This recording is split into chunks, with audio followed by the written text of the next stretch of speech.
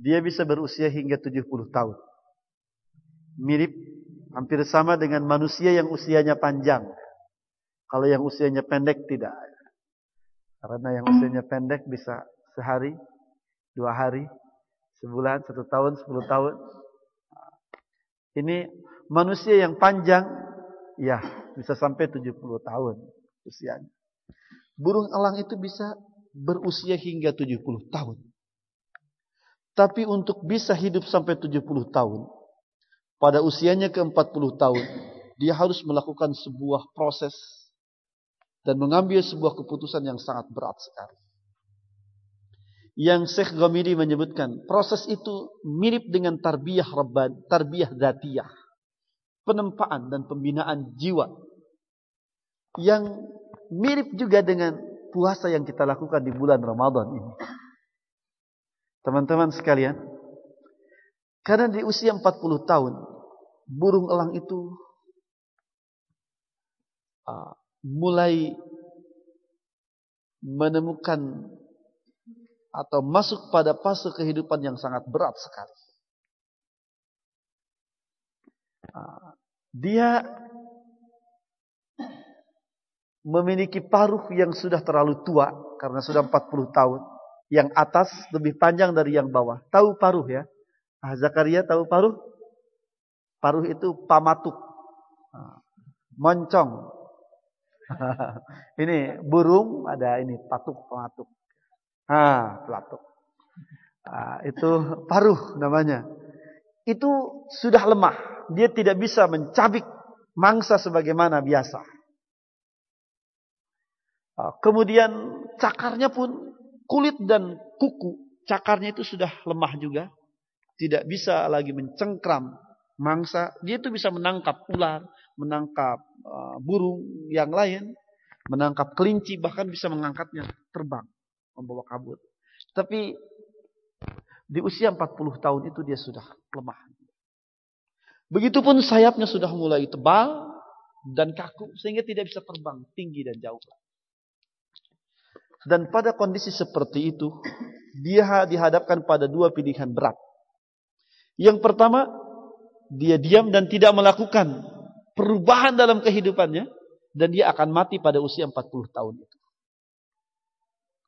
Atau dia melakukan sebuah proses tarbiyah dzatiyah tadi, penempaan jiwa, pembinaan diri, perubahan dalam kehidupan, dan jika ia sukses, dia memungkinkan melanjutkan kehidupan hingga 30 tahun kemudian. 40 tambah 30 jadi 70 tahun. Teman-teman sekalian, atas ilham Allah Subhanahu wa taala, biasanya si burung elang dalam kondisi seperti itu, dia akan mencari ketinggian gunung batu, ketinggian gunung batu biasanya. Dengan susah payah karena dia tidak bisa terbang tinggi lagi seperti biasa. Acolong-acolongan. Tahu acolong-acolongan? Ini bahasa Jerman ya. Acolong-acolongan. Acolong.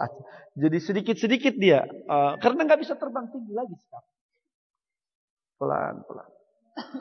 Setelah susah payah dia sampai ke puncak gunung, barulah dia memulai proses tarbiyah dzatiyah itu. Teman-teman sekalian, apa yang ia lakukan? Dengan sengaja biasanya dia memukulkan paruhnya itu ke batu. Dengan sengaja dia memukulkan paruh yang sudah tua itu ke batu sampai retak, pecah dan copot. Bisa terbayang, menyakitkan, ngilu, tapi dia lakukan itu. Setelah copot, dia tidak langsung melakukan atau berlanjut ke proses kedua, dia menunggu dulu. Bisa kita perhatikan, kemungkinan dia tidak makan dulu ketika itu. Selama menunggu tumbuh paruh baru. Sinetron saja. Sinetron itu kayak Kang Ilman, sinetron. Tidak makan, tidak minum. Sampai tumbuh paruh baru. Setelah itu baru dia melakukan proses yang kedua. Yaitu dengan sengaja merobek kulit-kulit kaki yang sudah kaku itu. Dan kuku-kuku kaki yang sudah kaku itu. Dia robek, menyakitkan dan mungkin berdarah. Tapi dia lakukan itu. Setelah selesai, dia menunggu kembali. Sehingga tumbuh kulit dan cakar baru, kuku baru. Sekarang dia punya kaki yang kuat dan punya paruh yang tajam baru. Baru dia melakukan proses yang ketiga, yaitu dengan sengaja mencabuti bulu-bulu yang sudah 40 tahun mengakar pada sayapnya. Wah, mencit ayam saja Kang Ilman. Motong ayam saja saya. Biasanya kalau sudah mati, mau menduduti itu mencabuti bulunya. Biasanya dileop dulu. Leop itu direbus pakai air panas, baru itu mudah dicabut. Ini dia mencabuti bulu sendiri dengan sendirinya dalam keadaan sadar dan hidup. Bisa dibayangkan bagaimana penderitaan. Orang Sunda biasanya menyebut proses itu namanya ngararas. Bukan hal mudah. Sudah 40 tahun dia cabut. Kumis saja kita cabut. Ada yang punya kumis tidak? Coba tes. Atau bulu betis ya. Wah, kita tidak sanggup banyak-banyak. Ya. Subhanallah. Setelah selesai, tumbuh bulu baru. Dan tercatat dalam buku tersebut, 3 proses itu membutuhkan waktu tidak kurang dari 5 bulan atau 150 hari. Dia seakan-akan bertahanus, bertapak. Melakukan tarbiyah dzatiyah itu, proses berat itu 5 bulan berturut-turut. Setelah selesai, dia bisa terbang kembali seperti sedia kala dan bisa melanjutkan kehidupan hingga 30 tahun dengan karya-karya terbaiknya sebagai elang tentunya. Teman-teman sekalian, bulan Ramadan 1 bulan 29 hari atau 30 hari. Jadi bulan Hijriah itu hanya 2 kemungkinannya, 29 hari atau 30 hari. Nah, begitu Zakaria. Tidak ada bulan Hijriah 31 hari. Apalagi 42 hari. Tidak ada. 28, 27 juga tidak. 1 bulan Ramadan ini, kalau kita perhatikan mirip dengan 5 bulan. Proses tarbiyah dzatiyah si burung elang. Bagi kita hanya 1 bulan saja. 29 atau 30 hari. Saya melihat banyak kemiripan Ramadan dengan masa-masa berat tarbiyah dzatiyah si burung elang tadi. Hanya kita tidak diminta untuk mencopotkan gigi. Ya. Kita tidak diminta untuk mencopot kulit kaki dan kuku-kukunya. Mencopotkan bulu atau rambut. Kalaupun mau nyukur, dicukur. Yang baik saja nggak usah dicopot. Nggak usah dicabutin.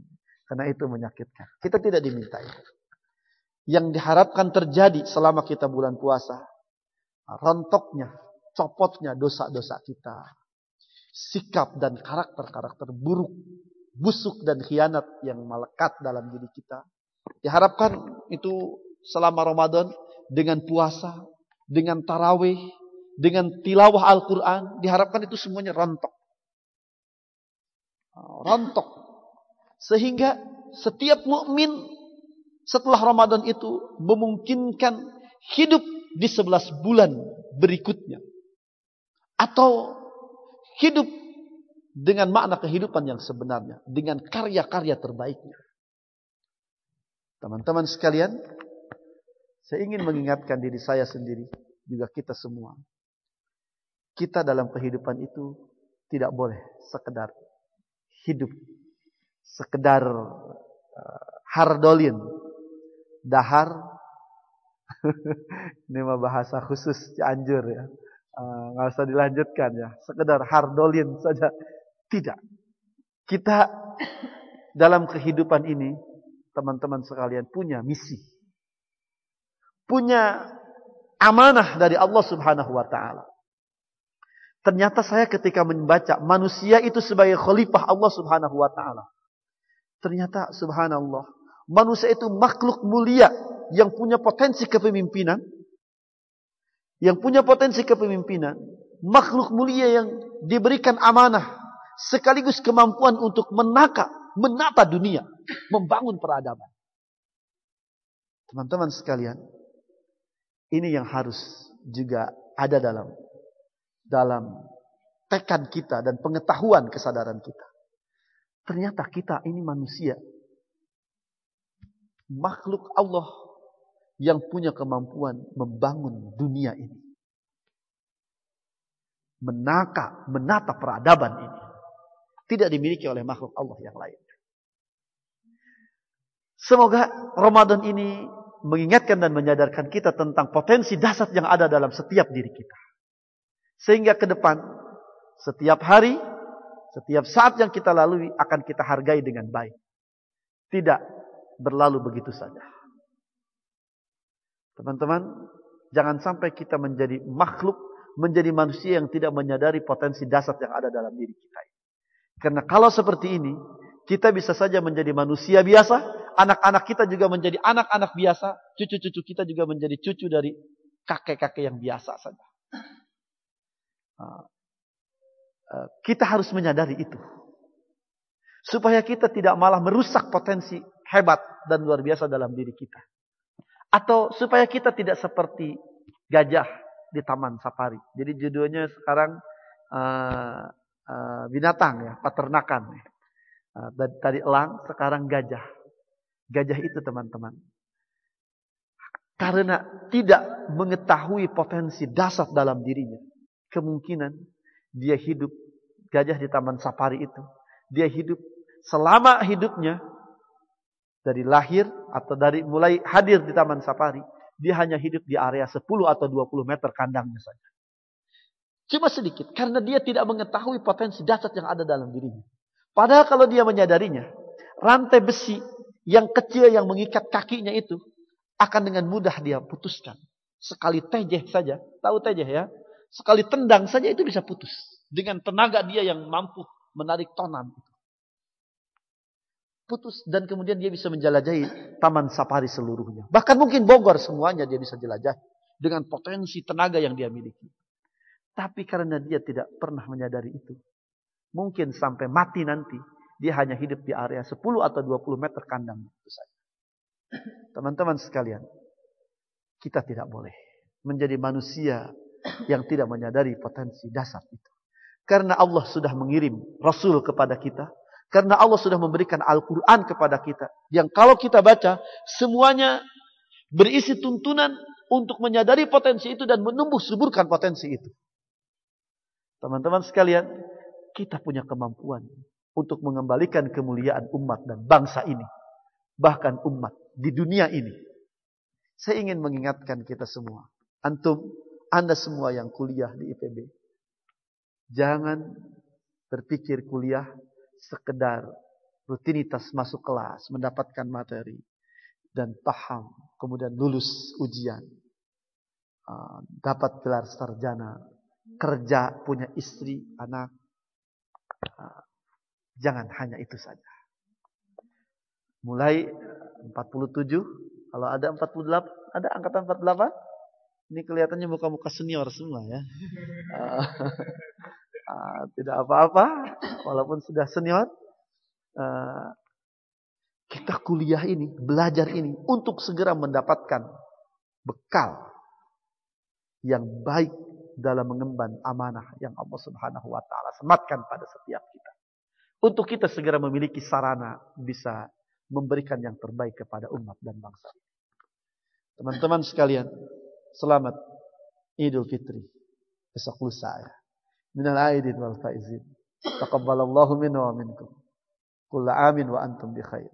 Semoga kita masih diberikan karunia Ramadan dan Idul Fitri yang baik serta terbaik di masa-masa mendatang dalam kehidupan kita. Selamat berjuang menuntut ilmu, selamat berjuang membina dan membentuk pribadi yang memiliki daya ungkit, daya ubah, daya dongkrak yang positif untuk umat dan bangsa ini. Jika Anda sungguh-sungguh dalam perjuangan itu, pasti Allah akan memberikan kemudahan dan pertolongan. Walladzina jahadu fina lanahdiyannahum subulana wa innallaha lama'al muhsinin. Di akhir surat Al-Ankabut itu. Di akhir surat Al-Ankabut. Al-Ankabut itu artinya laba-laba.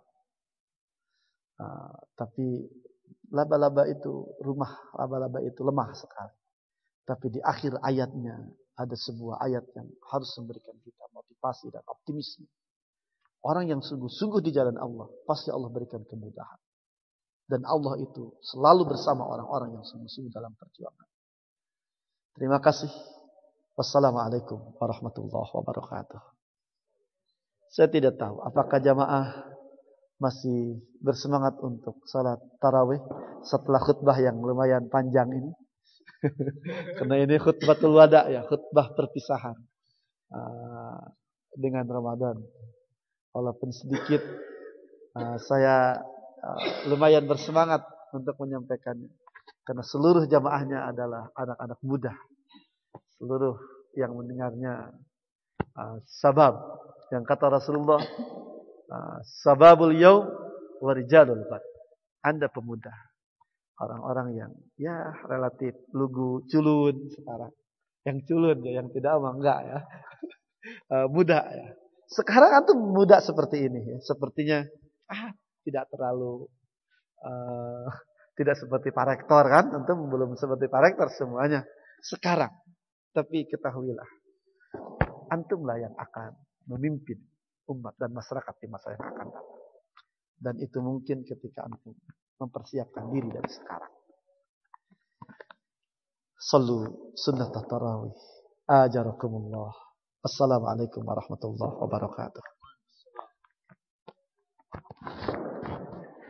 Pesanan tidak diterima.